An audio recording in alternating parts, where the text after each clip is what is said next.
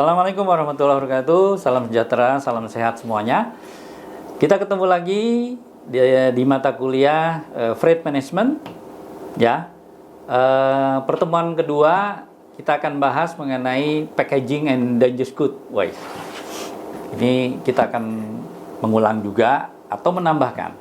Jadi mudah-mudahan nanti kita akan lebih detail di pertemuan berikut atau di Zoom. Nah, mengenai packaging dan dangerous goods berarti dalam lanjutan pertemuan pertama adalah freight forwarding tadi, bagaimana salah satunya adalah dia mempersiapkan dokumen serta packing ya. Jadi bisa repacking atau membuat packing itu sendiri. Nah, kalau bicara packagingnya sendiri adalah kemasan. Nah, kalau bicara dangerous good berarti barang yang spesial, barang spesial. Mungkin saya bahas sedikit, saya putar adalah kargo yang akan tadi diangkut atau dipindahkan oleh freight forwarding itu adalah ada dua jenis kargo ya, atau shipment kargo, yaitu general cargo dan special cargo. Ya, kalau esensinya mengenai general ya berarti kargo yang dikirim dengan memakai surat muatan berbayar ya pasti dengan aturan ketentuan yang tidak ada ketentuan yang khusus, jadi aturan ketentuan aja yang umum. Nah, kalau yang spesial adalah kiriman barang tadi dengan aturan dan ketentuan khusus. Nah, tinggal dua itu aja. Nah, di dalam special cargo itu ada 5 ya. Nah, kita ngulang aja 5, yaitu kiriman kargo binatang atau live animal, kedua adalah perishable atau barang yang mudah rusak dan busuk dengan 15 derajat Celcius, di atasnya itu dia akan rusak. Yang ketiga adalah barang berharga, valuable atau vulnerable, satu unitnya bisa $1.000 atau 450 Great Britain ya, atau barang yang antik atau barang yang bersejarah. Yang keempat adalah angkutan barang yang disebut jenazah, ya, baik jenazah yang jasad maupun yang dikremasi. Nah, yang terakhir adalah dangerous good.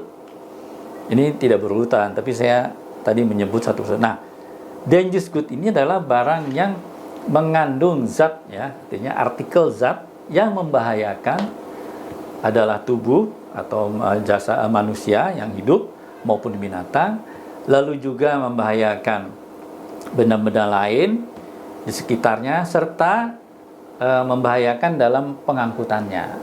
Jadi artikel dan zat. Jadi nanti lebih detail ya kalau kita belajar dangerous good ya, baik itu International Maritime Organization atau IATA, International Air Transport Association. Jadi bukunya ada tuh. Spesial untuk belajar dangerous good. Nah, oke, kita kembali lagi tipe-tipe atau karakteristik daripada kemasan. Fungsinya apa sih? Ya, fungsinya jelas untuk melindungi ya, melindungi barang. Nah, nanti ada dua, yaitu kemasan dalam dan kemasan luar. Jadi ada yang memang cukup satu saja, kemasan luar seperti jerrycan ya, jerrycan bahasa internasional jerrycan atau kita jerigen atau drum. Jadi bisa itu single namanya, hanya satu. Tapi bisa juga ya diharuskan dua. Ya, dua itu adalah kemasan dalam dan kemasan luar. Oke, ibaratnya contoh saja namanya parfum ya, cairan. Yaitu adalah parfumnya sendiri, botolnya dan bungkusnya. Jadi dua ya. Atau apalagi minyak kayu putih juga sama, di botol plastik dan ditutup. Jadi dua kemasan. Yaitu bahasa internasionalnya inner packaging dan outer packaging ya, dengan penyebutannya yaitu tipe dan material. Nah, jadi kalau kemasan ada tipenya, ada materialnya. Jadi kalau tipe tadi bisa bicara apa? Botol, jerrycan, drum, box, peti, itu adalah tipe. Nah, materialnya adalah ya kita sebut sehari-hari apa?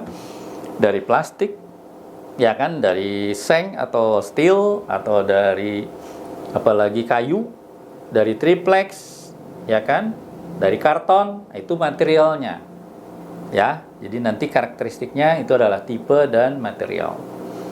Nah, berikutnya adalah ketika kita membuat kemasan tadi atau dikemas, maaf, jelas jangan lupa label. Nah, ya, ada marking, ada label nantinya. Marking adalah tanda siapa pengirim, siapa yang menerima. Lalu tanda-tandanya, oh ini dangerous good, ini tadi adalah human remain, itu ada tandanya dan labelnya. Nah, berikutnya adalah kalau dangerous good itu sendiri berarti ada aturan khusus nantinya. Ya, kenapa? Karena dangerous good dibagi 9 kelas.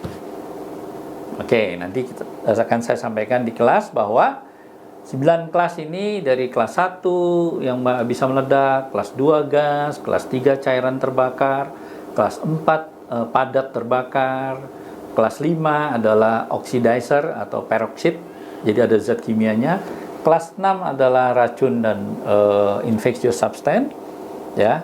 Yang kelas 7 radioaktif material, radiasi, kelas 8 itu korosif yang bisa merusak, merontokkan, bukan hanya berkarat, merontokkan, menghancurkan. Dan kelas 9 adalah diantara kelas 1 sampai 8 tadi ada di dalam satu unit.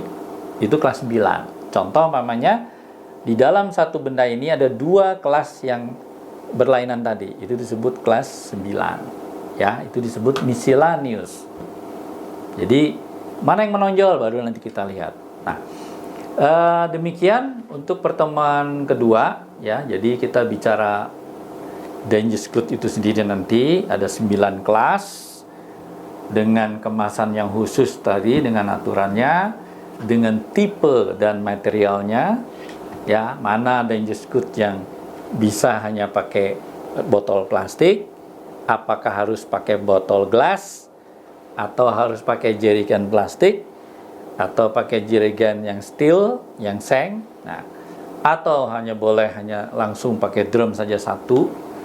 Nah, itu yang dangerous good. Yang kedua, apakah tadi setelah ditaruh di kemasan dalam harus dibungkus lagi dengan box? Nah, dalam dangerous good sebelum dibungkus diselimuti lagi yang disebut absorbent. Ya. Nah, dalam hal ini beda ya dengan general cargo atau elektronik, itu kan diselimutinya dengan styrofoam ya, atau dengan bubble gitu ya. Tapi kalau dangerous good nanti ada khusus, ya, ada khusus yang seperti busa, jadi bukan plastik. Kenapa? Itu kan ada bahan kimia. Karena kalau styrofoam dikenakan kena aseton itu akan meleleh. Nah, jadi nanti khusus untuk packaging ya, tipe material packaging dangerous good ini nanti ada khusus ya, di buku Ayata maupun IMO itu sudah diberitahukan bahwa kelas ini ya, cairan ini, benda padat ini itu adalah harus memakai seperti ini ya. Jadi kalau untuk dangerous good dengan packagingnya tidak ya diperkenankan hafal, tetap harus membuka buku agar aturan ketentuannya sesuai dengan yang akan dibawa itu. Supaya apa? Kembali lagi safety ya. Jadi kalau pelajaran di dangerous good, safety untuk keselamatan baik pengangkut yang di dalamnya maupun yang petugasnya. Demikian pertemuan kedua packaging and dangerous good mata kuliah freight management. Terima kasih. Assalamualaikum warahmatullahi wabarakatuh.